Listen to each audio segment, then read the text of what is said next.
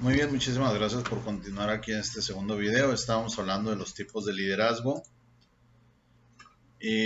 Vamos a hablar de otro líder que en sí no es malo, pero no es tampoco el liderazgo que yo más recomiendo.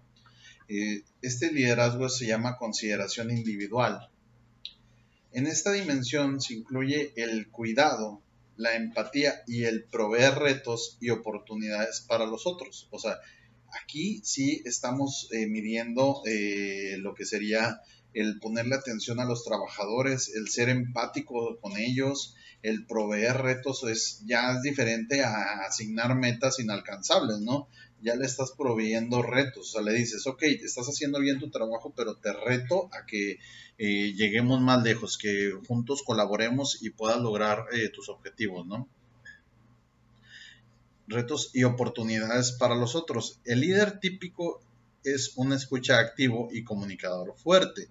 O sea, el líder tiene que tener la capacidad de escuchar cuáles son las demandas de las personas y su voz se debe de escuchar, o sea, debe de poderlo comunicar su respuesta de una manera fuerte y contundente porque no es lo mismo que alguien que te esté exigiendo algo que necesita que tú le puedas hacer entender que a lo mejor no es el momento o hay que ver cómo se podría hacer de mejor manera, ¿sí? Entonces, por eso es de que su voz se tiene que escuchar. Bien, la frase representativa es: me interesa que usted se desarrolle profesionalmente y haga carrera. Fíjense bien, o sea, se está preocupando ya directamente por las personas, o sea, ya está haciendo una consideración. De hecho, este tipo de líderes son muy dados a que se aprenden el nombre de los empleados y les llama colaboradores. O simplemente le dice que son sus socios, que son parte de la empresa, que es una gran familia, que o por ejemplo, si algún día se enteró que tú tuviste que pedir un permiso porque tu hijo se enfermó, al mes siguiente va contigo y te pregunta, oye, ¿cómo está tu hijo? O sea, se involucra de manera individual con los colaboradores de la industria. ¿Para qué? Para que ellos se hagan sentir, se sientan parte de ella y de esa manera pues se sientan que hay alguien que está preocupándose por ellos, ¿no? Bien, entonces, esta consideración, este líder de consideración individual es muy bueno, pero a su vez no digo que esté mal la preocupación hacia sus colaboradores, sino no es todo, no es lo único en lo cual debe estar involucrado un líder. También tendría que estar dando un ejemplo a seguir, o sea, trabajando arduamente junto con los demás. Bien, continuamos, pero considerados con los del video anterior, creo que está muy por encima, ¿no? Bien, la cultura organizacional influye y es influida por las prácticas de liderazgo en las organizaciones. Esta frase hay que tener mucho cuidado. Dice, la cultura organizacional. Primero hay que definir qué es la cultura organizacional. Una cultura es lo que define a una familia o lo que define a un grupo de amigos. O sea, hay personas que les gusta el fútbol, hacen un club de fanáticos de ese equipo de fútbol. En ese momento ya ellos tienen una cultura hacia ese cierto equipo. Entonces, eso es lo que lo define como, eso es cultura organizacional, la cultura del movimiento que ellos tienen organizado.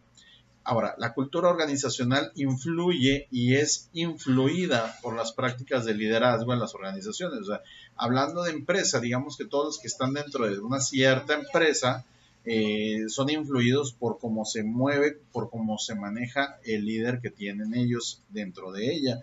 O sea, es el que va a llevar la batuta, es el que va haciendo que las cosas se logren, ¿sí? Bien, entonces, una organización siempre se va a ver influida por la persona que lleve la batuta de ella. Es como un ejemplo, es como por ejemplo en tu casa, a lo mejor seguías las indicaciones de tu papá porque él es el que decía cómo se deben de hacer las cosas, así que bueno, tú hacías por seguir el proceso como él te lo hacía saber, ¿no?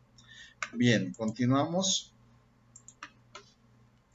La cultura organizacional, aquí ya vamos a definirla para que quede el término mucho mejor entendido, es un conjunto de prácticas sociales, materiales e inmateriales que dan cuenta de las características que distinguen una comunidad.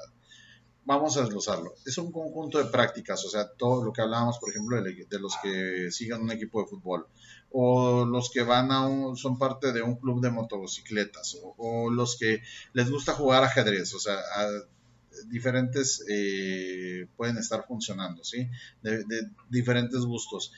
Fíjense bien, dicen prácticas sociales materiales e inmateriales, o sea, el ajedrez es una tabla, la motocicleta es un vehículo, pero también los inmateriales, o sea, a lo mejor hay un club de lectura que está basado en algún gusto literario, o un club de rezo, de oración, o sea, están basados en la oración, en la palabra del Señor, y es lo que los une, entonces es una cultura, y en una cultura organizacional de una empresa está forjada por tanto los valores que tienen sus propios trabajadores, las políticas que pone la empresa, es como las reglas de la casa de la empresa, ¿no?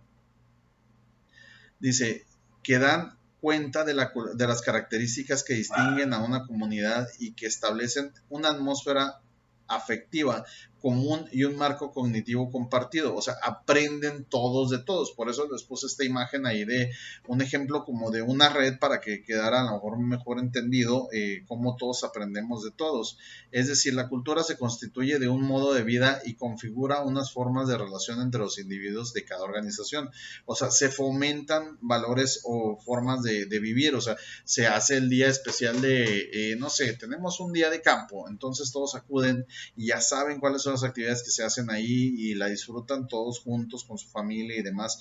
Eso es parte de la cultura organizacional. Entonces, lo que haga o diga el líder de esta cultura organizacional va a influenciar en el funcionamiento de ellos, ¿sí?